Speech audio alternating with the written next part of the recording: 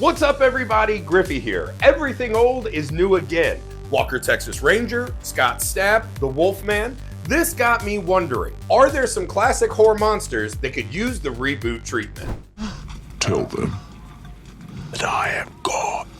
The last big swing at bringing Dr. Moreau to life brought us a hilarious Marlon Brando performance and a horrendous film, but also one of the best behind-the-scene documentaries of all time.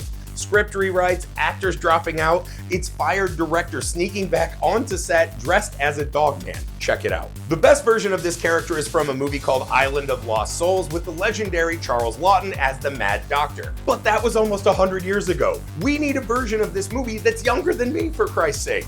We live in a world riddled with technology, AI, social media, a dark tale about people trying to escape to an island promising a return to a more primal existence feels like a no-brainer. And then the fact that said tale devolves into horror, well, that's just good cinema. I love the idea of this movie. As weird as it got, as hot as some of the hybrid people were, would you? Would you? What's in the dark heart of man? What's in the four stomachs of a cowman? How does a pig man wear his pants? Like this or like this? Hopefully we will find out on the big screen at some point. No, Nancy. Leave them alone. Evil kids. I love them. I have a few of my own. And The Village of the Damned is one of my favorite evil kids movies of all time. The story centers around a small British island where everyone passes out at the same time. When they wake up, they discover all of the town's women are pregnant. When the women all give birth on the same day to babies with Sith eyes and platinum blonde hair, a horror classic is born. These kids all dress like Angus Young from AC/DC, are stone cold smart, and eventually develop psychic powers. This gang of children taking over the town and letting the grown-ups know everything they've always believed is over, putting them in a proverbial timeout, is terrifying. The fact that John Carpenter remade this movie in 1995 with Mark Hamill and Christopher Reeves, and that the movie was not good, is mind-blowing. This remake could speak to the helicopter parents. What happens when all these kids we've tried to shield from the world become the perfect little overachievers we dreamed of? What happens when it's us that needs protection from them? I will never get tired of evil kid movies and would gladly buy a ticket to return to the Village of the Damned.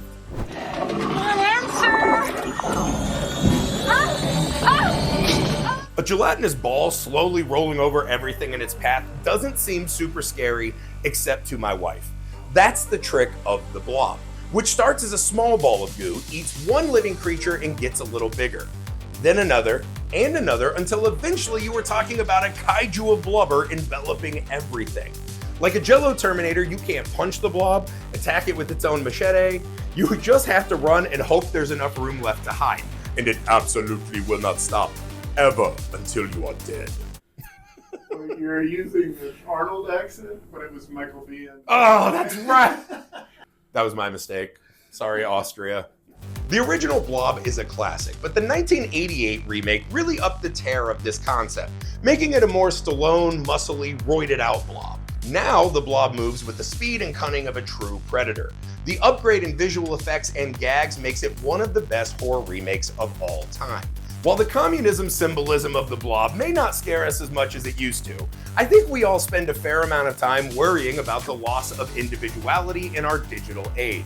As we are streamlined and made to be more productive and efficient, the looming monster of one never-yielding manifestation of consumption feels right for this age. I imagine fleeing a Zoom meeting in my boxers and slippers as this doughy menace is pursuing me, and it gives me the chills. From the depths of the mighty Amazon comes a creature to astound and terrorize the world. No! The creature from the Black Lagoon is my favorite Universal monster movie. The Gillman has had some success in more modern times. In fact, a version of the monster was one of the best parts of the Monster Squad film, squaring off with Fat Kid. So they called the kid Fat Kid? Yeah. His character name is Fat Kid. Also, a Gillman creature even won Best Picture and got in The Shape of Water. While these are great, there is something I missed about being in the lagoon. I want a remake focused on this creature who is just minding his own business as his home environment is violated by humans. Whatever the human's goal, new drugs, deforestation, building a super luxury rehab, I don't care. I want to see the creature and man come face to face and realize they both can't win. Like an aquatic predator, but with underwater choppers. The Bride has become one of the most iconic creations of the Universal monster catalog, despite being in the film for a shockingly brief window. Elsa Lanchester feasted on what she had to work with. The moment when she is unveiled and we see that beautiful white lightning-streaked beehive hairdo, it's one of those images you see in a movie and you immediately just, that's a poster, that's a shirt.